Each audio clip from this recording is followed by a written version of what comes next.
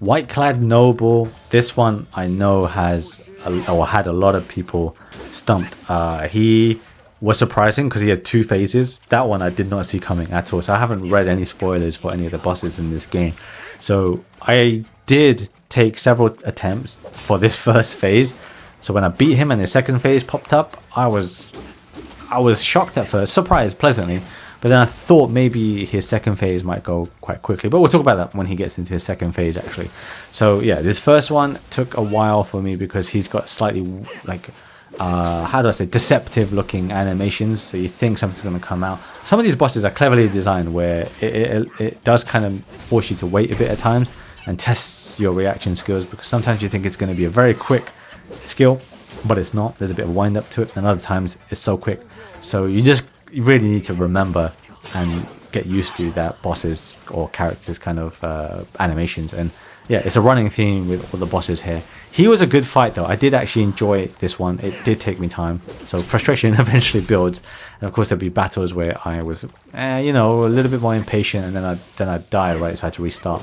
But in general, I did find this boss quite fun. His animations and attacks were eventually quite easily recognizable. So, like, especially the one way that just went past, he does the big waves surrounding him, so you just want to keep distance from that for a little bit.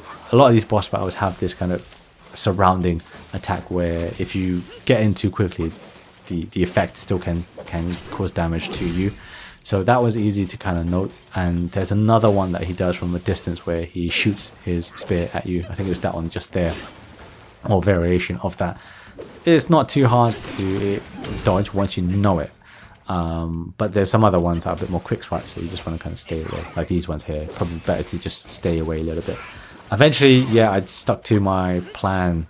I tried to stick to my plan of what was it? To swipe a few times with light attacks and then come back a bit. Especially if I didn't have any of immobilize or anything like that, because immobilize, like, I'm still getting familiar at this stage with how long immobilize even works for, and then the recharge time. So actually in this stage I didn't use it a lot because I knew he had a second phase, right? So I saved everything until the second phase. Second phase isn't super hard, but it can catch you off guard because it's almost a battle of what's the word, attrition as well. Maybe not attrition, but patience as well, and stamina. And this is a full boss battle. He has full health, and then he has full health again in second phase. So it is two full boss battles that, for a lot of players, I can imagine, test their patience a bit. They're probably getting a bit tired, even like 2/3 of the way in for the first phase. But then, yeah, we see him get into his second phase. And while I was pleasantly surprised, especially for quite early on in the game, and I'm aware the game has chapters, I don't know how many chapters, but I was aware of it. So I was, wow, a two-phase boss already is quite cool.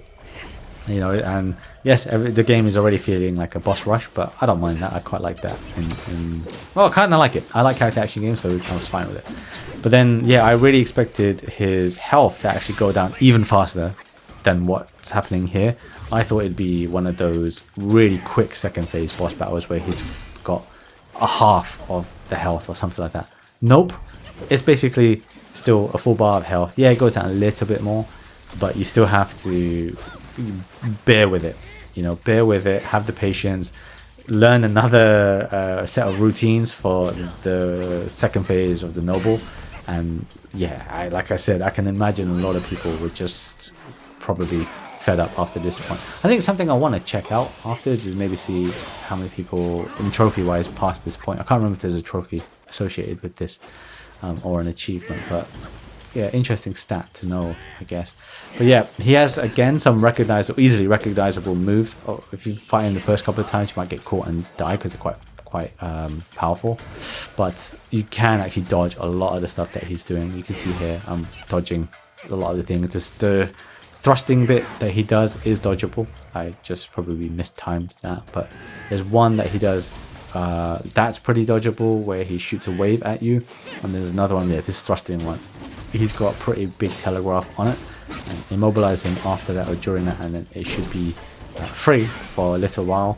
He also has another surrounding move as well, which is a bit more deadly than first form. So I think that one has surrounding, it lasts a bit longer. and then it hits twice as well. So there's 2 chances for you to accidentally get hit. So if you see him do that, he usually does like a yelling noise or something. Some not super loud yell, but he does some grunt. Here he does it. Oh no, that's not the one. But he does some noise, and then you can kind of tell that he's doing it. Oftentimes though, he would do that thrusting attack or long range attack, which meant that that's the wave attack that he does. You see there's 2 waves, there's a big wave and a small wave. But he often did these kind of thrusting attacks. So I don't know if that's just a bad pattern or bad AI on my battle, but I took it. It meant that I can expect it a lot more, anticipate that a lot more, and then kind of go in for my hits.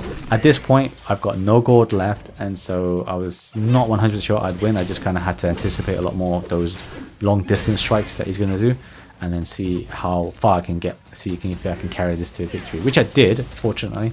But right now I'm on red health. It's looking very risky, but I did get there. He does a few more lunge attacks like that.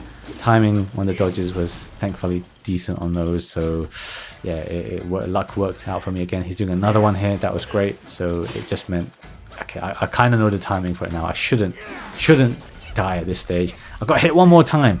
That doesn't look good. Like, that was just setting me in panic right there. It was setting me in panic. But my immobilize is coming up, so I think I can maybe squeeze this in if I get lucky. He does that lunge attack, immobilize him, and hope for the best. This should kill him, and it does end up, yes, it does end up killing him. So that was great.